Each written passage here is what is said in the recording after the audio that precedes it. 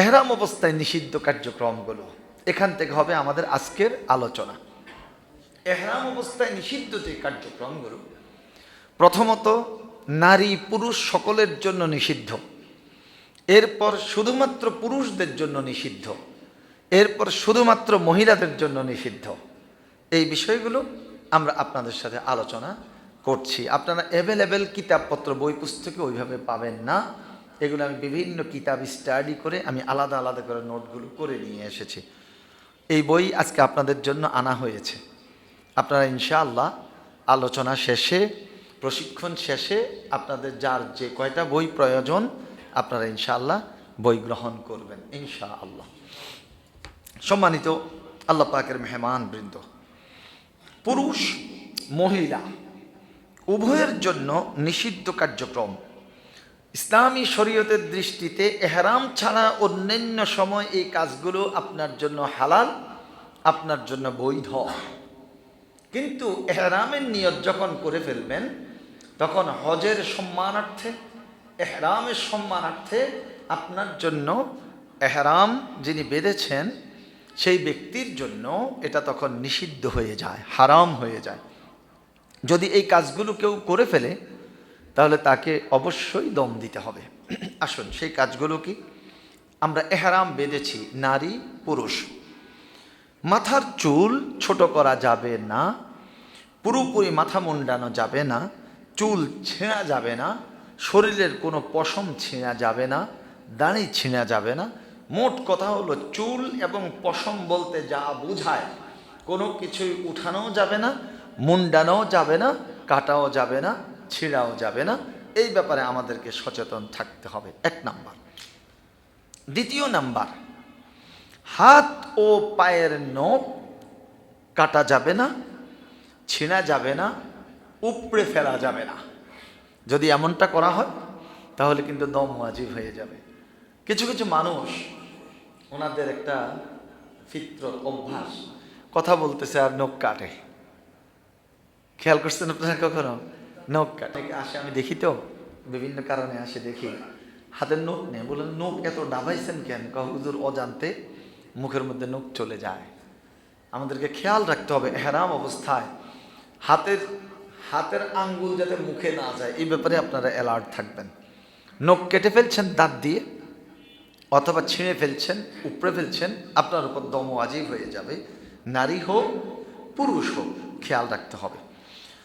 এহরাম বাঁধার পর শরীর, কাপড় কিংবা এই দুটোর সাথে সম্পৃক্ত কোনো কিছুতে সুগন্ধি জাতীয় কিছু ব্যবহার করা যাবে না এবং সুগন্ধি জাতীয় কোনো কিছু খাওয়াও যাবে না।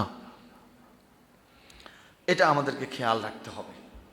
এহরাম বাঁধার আগে আপনি পুরুষ যদি হন তাহলে আপনার শরীরের মধ্যে আপনি আতর ব্যবহার করতে পারবেন।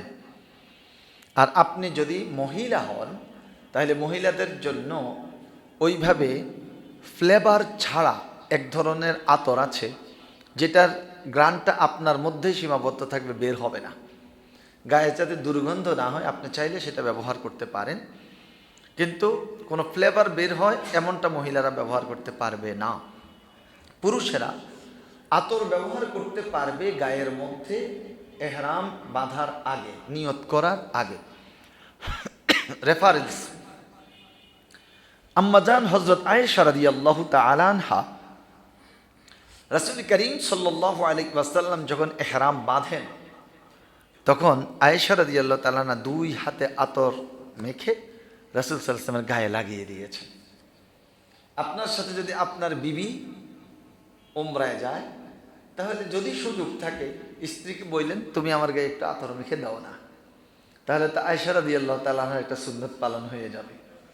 আর যদি সুযোগ না থাকে তাহলে ওইটার জন্য ধরা বাঁধা কোনো কিছু নাই। আসুন, এহরামের কাপড়ের মধ্যে কিন্তু কোনো আতর লাগাবেন না, এই বিষয়ে আমাদেরকে খেয়াল রাখতে হবে। আমার সম্মানিত শহীদ ভাই উনি আমাকে কিছু গিফট করেছেন।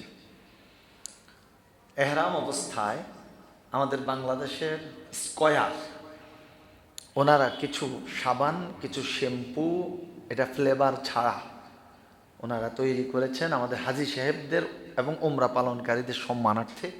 আল্লাহ হায়াতে বাঁচায় রাখলে স্যাম্পল আগামীকালকে আমি আপনাদেরকে দেখাই দেবো ইনশাআল্লাহ। সেই আলোকে আপনারা এগুলো সংগ্রহ করে সাথে করে নিয়ে যাবেন। সৌদি আরবে যদি কিনতে যান, সৌদি আরবে অনেক দাম, তো বাংলাদেশ থেকে একটু একটু নিয়ে যাবেন। আর এহরাম অবস্থায় তো আপনার বেশিক্ষণ থাকাও হবে না, খুব বেশি যে নিতে হবে এমনটাও না। শ্যাম্পু যদি নিতে হয় একজন একটা শ্যাম্পু নিলেই চলবে, ছোট্ট শ্যাম্পু। আর সাবান একজনের জন্য একটাই এনাফ, আপনার ওমরা এবং হজ সহ একটাই এনাফ। আচ্ছা, তাহলে এহরাম অবস্থায় কি কোনো সুগন্ধ ব্যবহার করা যাবে? সুগন্ধযুক্ত কোনো খাবার? আচ্ছা, সুগন্ধযুক্ত কোনো খাবার খাওয়া যাবে না। যাদের পান খাওয়ার অভ্যাস আছে, অনেকে আছেন সুগন্ধযুক্ত সুগন্ধি পানের সাথে কি বলে এটা, জর্দা খায়, এগুলো কিন্তু এহরাম অবস্থায় খাওয়া যাবে না, খেয়াল রাখতে হবে। এখন যা বলছি সব কিছু এগুলো নারী এবং পুরুষ সকলের জন্য।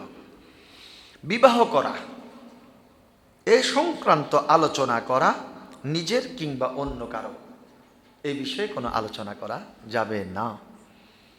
আপনি এহরাম বাঁধা অবস্থায় দুইজন মিলে আলোচনা করতেছেন, আপনার উপযুক্ত ছেলে আছে, ওনার উপযুক্ত মেয়ে আছে, আরে আমার তো উপযুক্ত ছেলে আছে, আপনার উপযুক্ত মেয়ে আছে, এহরাম অবস্থায় পবিত্র অবস্থায় আছে, একটু কথা দেন আপনার মেয়েটা আমার ছেলের কাছে বিয়ে দেবেন কিনা। মাশাআল্লাহ, উনি বলছেন ঠিক আছে, আপনিও হাজী সাহেব আমিও হাজী সাহেব, কথা দিয়ে দিলাম, হজের পরে দেশে ফিরে যাই, আপনার ছেলের কাছে আমার মেয়েকে বিয়ে দিয়ে দেবো। আপনার উপর দম ওয়াজিব হয়ে গেল। খুব খেয়াল রাখতে হবে, সন্তান হোক, আত্মীয় স্বজন হোক, কারো বৈবাহিক কোনো বিষয় নিয়ে কথা বলা যাবে না, এমনকি নিজেরও বিবাহ শাদী সংক্রান্ত ব্যাপারে কথা বলা যাবে না। এই বিষয়টা আমাদেরকে খেয়াল রাখতে হবে। পঞ্চম নাম্বার, এহরাম অবস্থায় যারা কাপল যাবেন, স্বামী স্ত্রী যদি একই রুমে থাকেন, এহরাম অবস্থায় আপনারা মেলামেশা করতে পারবেন না। যদি করেন তাহলে আপনার উপর একটা উট দম দেওয়া ওয়াজিব হয়ে যাবে। এই বিষয়ে খুব খেয়াল রাখতে হবে, ছাগল দিলে হবে না, উট দেয়া লাগবে। আচ্ছা, এরপরে আসুন, সহবাস সম্পর্কিত কোনো কথাও স্ত্রীর সাথে আলোচনা ইশারা ইঙ্গিত করা যাবে না, এই ব্যাপারে অ্যালার্ট থাকতে হবে। এহরাম অবস্থায় কাম উত্তেজনা সহ স্বামী স্ত্রীর মেলামেশা, যেমন চুম্বন করা, স্পর্শ করা, এগুলো থেকে বিরত থাকতে হবে। আপনার স্ত্রী এহরাম অবস্থায় আছেন, আপনি ওনাকে হাতে ধরারও দরকার নাই, হ্যাঁ পাশাপাশি চলেন, কিন্তু হাতে ধরবেন, আল্লাহ মাফ করক, মনের মধ্যে যে খারাপ খেয়াল চলে আসে আপনি ক্ষতিগ্রস্ত হয়ে যাবেন, এই ব্যাপারে সচেতন থাকতে হবে। 7 নাম্বার, এহরাম অবস্থায় কারোর সাথে ঝগড়া করা যাবে না। আমাদের হাজী সাহেবেরা মাশাআল্লাহ এটা বেশি করে।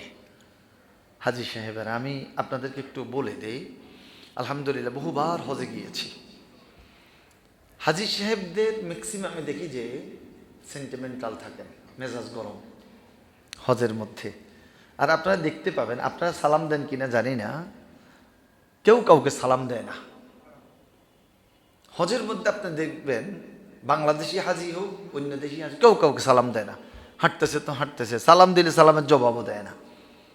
তা আমি এবার কি করি, আমি সালামও দেয়, সালামের জবাব না দিলে, হাজি সাহেব সালাম দিয়েছে, ওয়ালাইকুম আসসালাম বলেন, ও খেয়াল করেন ওয়ালাইকুম আসসালাম, জানে কেমন।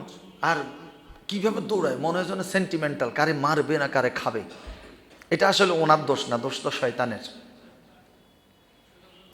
মান হাজ্জা লিল্লাহ ফালাম ইয়ারফুস ওয়ালাম ইয়াফসুক রাজাআ কায়াউমিন ওয়ালাদাতহু উম্মুহু। হজ করলো, পাপ কাজ করলো না, গুনাহের কাজ করলো না, সুন্দরভাবে হজ করলো, ঝগড়া বিবাদ করলো না, রাজাআ কায়াউমিন ওয়ালাদাতহু উম্মুহু, যেদিন সে হজ শেষ করে দেশে ফিরবে, নবজাতক শিশুর মতো নিষ্পাপ বেগুনাহ মাসুম হয়ে ফিরবে। এটা আপনি তো আলহামদুলিল্লাহ পড়বেন, সুবহানাল্লাহ পড়বেন, আপনি তো খুশি, কিন্তু বেজার তো শয়তান। বাংলাদেশ থেকে এত টাকা খরচ করে হজে গিয়েছো না, আমি শয়তান জায়গায় জায়গায় আছি তোমার হজটা নষ্ট করার জন্য। আমার সম্মানিত আল্লাহ পাকের মেহমান বৃন্দ, ঝগড়া লাগার মতো কোনো উপক্রম হলেও আল্লাহর ওয়াস্তে অনুরোধ থাকবে আপনি ঝগড়া করবেন না। অনেক সময় অনেক এজেন্সির ভাইয়েরা আপনাকে যে কমিটমেন্ট করে নিয়ে যায় সেই কমিটমেন্টটা রক্ষা করে না। খাবার এনে দরজার মধ্যে ঝুলাইয়া দেয়, অনেক সময় তরকারি পচে যায়, কমিটমেন্ট রক্ষা করে না। এরপরে আপনাকে যেই যে কথাগুলো দেয় সে কথাগুলো সেখানে আপনি 80% যদি পান তা আলহামদুলিল্লাহ, 100% পূরণ করা এটা কঠিন, যেহেতু এটা বিদেশের ব্যাপার এবং একদিন দুই দিন না, 35 থেকে 40 দিন, লং টাইম। কিছু এলোমেলো থাকতে পারে, চেষ্টা করে, কিন্তু যদি 80%-এর নিচে চলে আসে আপনার তো মেজাজ গরম হবেই।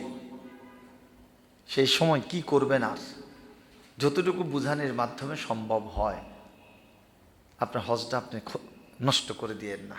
এজেন্সিওয়ালারা যারা টাউট বাটপার ওনারা কিন্তু এই সুযোগটা কাজে লাগায় যে হাজিদেরকে ধৈর্যের ওয়াজ করবে, তারপরে ঝগড়া বিবাদ করবেন না, আপনি ঠিকমতো খাবার দিবেন না, হাজি সাহেবকে কষ্ট দিবেন, যেই কথা আপনি দিয়েছেন সে কথা রাখছেন না, তো ওনাদের তো কষ্ট লাগবেই, মেজাজ তো গরম হয়েই যাবে। তো এই এই মেজাজ গরম করেন, হজ নষ্ট হয়ে যাবে। ওইখান দিয়ে উনি ওনার 2 পকেট ভর্তি করতেছে আপনার টাকা দিয়ে। আল্লাহ ওই সমস্ত এজেন্সি ওলাদেরকে হেদায়েত নসিব করুন, আল্লাহুম্মা আমিন। সম্মানিত আল্লাহ পাকের মেহমান বৃন্দ, হজ শেয়ারিং রুম, কোথাও 5 জন, রুম বড় হলে 6 জন, অ্যাটাচড বাথরুম, তো সেখানে 4 জন ঠিকঠাক মতো আপনি ওয়াশরুম সারলেন, একজনে মনে আছে ওনার কোষ্ঠকাঠিন্য, ওনার হয়তো একটু দেরি লাগে, এই ভিতরে ঢুকছে তো মিয়া, আপনি ওইখানে গিয়ে বসে থাকেন। আচ্ছা, কাহারও যদি টয়লেট এক্সচেঞ্জায় যাওয়া হয়, ওইখানে যদি তার কাজ সেরে যায়, তারে যদি বলেন যে ভাই 1000 টাকা দেবো, তুমি 5টা মিনিট ওইখানে বসে থাকো, আপনি বলেন তো কাজ কমপ্লিট হয়ে গেলে কি টয়লেটে আর কেউ বসে থাকে? মোটেও না। আর কারো যদি টয়লেটের হাজত না হয়, ভাই 1000 টাকা দেবো একটু যান ভিতরে, যাবেও না। তাহলে সেখানে কারো একটু দেরি হতে পারে, কারো তাড়াতাড়ি হয়। একজনের যদি একটু দেরি হয়ে যায়, যার দেরি হবে তিনি একটু চিন্তা করবে, যাদের তাড়াতাড়ি হয় ওনাদেরকে আগে সারাই দেই, ওনারা চলে যাক, আমি আস্তে আস্তে সেখানে আমি আমার কাজ সারি। যদি বেশি কোষ্ঠকাঠিন্য হয়, কিছু মেথি গুঁড়া করে নিয়ে যাবেন। আপনাদেরকে টিপস দিয়ে দিচ্ছি, কি নেবেন? মেথি গুঁড়া করে নিয়ে যাবেন, গুঁড়া মেথি।